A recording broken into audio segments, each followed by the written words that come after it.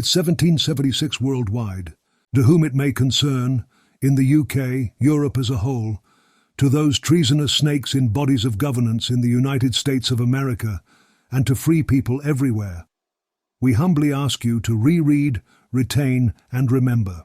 because there's no place left to hide from tyranny on God's green earth. In Congress, July 4th, 1776, the unanimous declaration of the 13 United States of America,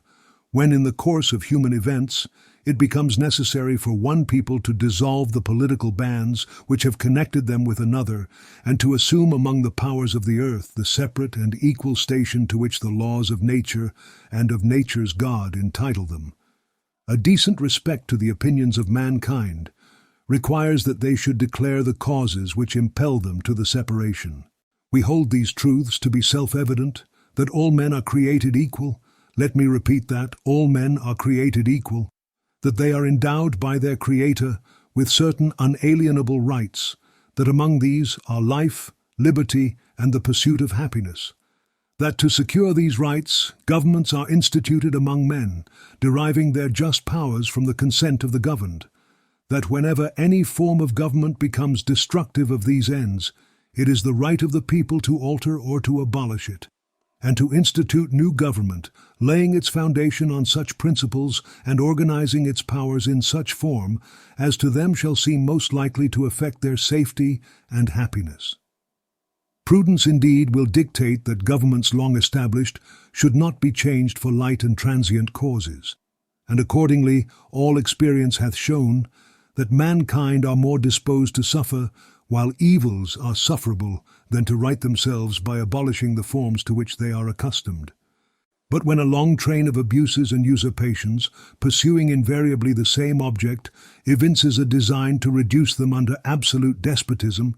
it is their right, it is their duty, to throw off such government, and to provide new guards for their future security. Such has been the patient sufferance of these colonies, and such is now the necessity which constrains them to alter their former systems of government. The history of the present King of Great Britain is a history of repeated injuries and usurpations, all having in direct object the establishment of an absolute tyranny over these states. To prove this, let facts be submitted to a candid world. He has refused his assent to laws, the most wholesome and necessary for the public good. He has forbidden his governors to pass laws of immediate and pressing importance unless suspended in their operation till his assent should be obtained, and when so suspended, he has utterly neglected to attend to them. He has refused to pass other laws for the accommodation of large districts of people, unless those people would relinquish the right of representation in the legislature, a right inestimable to them and formidable to tyrants only.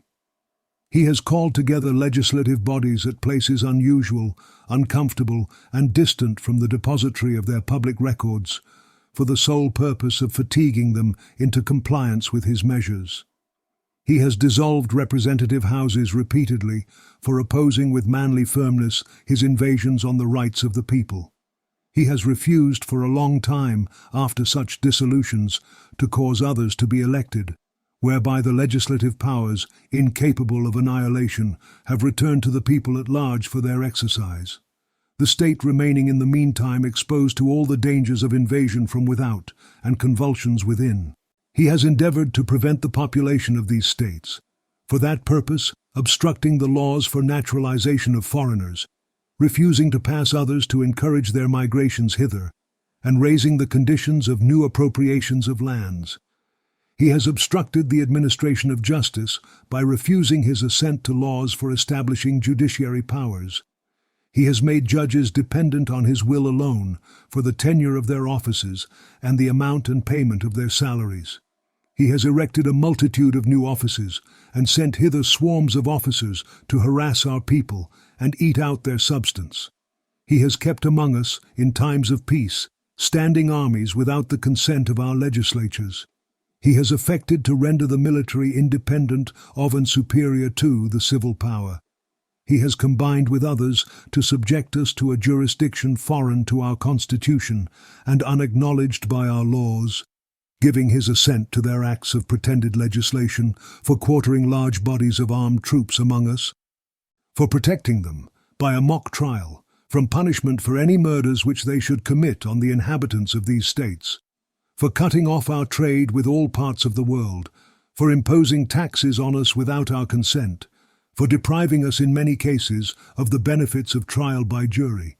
for transporting us beyond seas to be tried for pretended offences, for abolishing the free system of English laws in a neighbouring province, establishing therein an arbitrary government, and enlarging its boundaries so as to render it at once an example and fit instrument for introducing the same absolute rule into these colonies,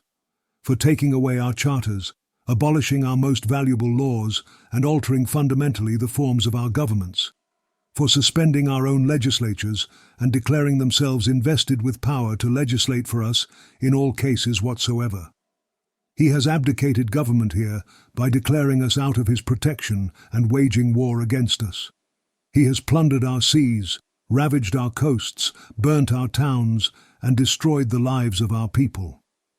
He is at this time transporting large armies of foreign mercenaries to complete the works of death, desolation, and tyranny, already begun with circumstances of cruelty and perfidy scarcely paralleled in the most barbarous ages, and totally unworthy the head of a civilized nation. He has constrained our fellow citizens, taken captive on the high seas, to bear arms against their country, to become the executioners of their friends and brethren, or to fall themselves by their hands. He has excited domestic insurrections amongst us, and has endeavoured to bring on the inhabitants of our frontiers, the merciless Indian savages, whose known rule of warfare is an undistinguished destruction of all ages, sexes, and conditions. In every stage of these oppressions we have petitioned for redress in the most humble terms. Our repeated petitions have been answered only by repeated injury. A prince whose character is thus marked by every act which may define a tyrant is unfit to be the ruler of a free people. Nor have we been wanting in attentions to our British brethren. We have warned them from time to time of attempts by their legislature to extend an unwarrantable jurisdiction over us. We have reminded them of the circumstances of our emigration and settlement here. We have appealed to their native justice and magnanimity, and we have conjured them by the ties of our common kindred to disavow these usurpations, which would inevitably interrupt our connections and correspondence. They too have been deaf to the voice of justice and of consanguinity. We must therefore acquiesce in the necessity which denounces our separation, and hold them, as we hold the rest of mankind, enemies in war, in peace friends. We, therefore, the representatives of the United States of America, in General Congress assembled, appealing to the Supreme Judge of the world for the rectitude of our intentions, do, in the name and by authority of the good people of these colonies, solemnly publish and declare that these united colonies are, and of right ought to be, free and independent states, that they are absolved from all allegiance to the British Crown, and that all political connection between them and the state of Great Britain is and ought to be totally dissolved, and that as free and independent states they have full power to levy war, conclude peace, contract alliances, establish commerce, and to do all other acts and things which independent states may of right do. And for the support of this declaration, with a firm reliance on the protection of divine providence, we mutually pledge to each other our lives, our fortunes, and our sacred honor.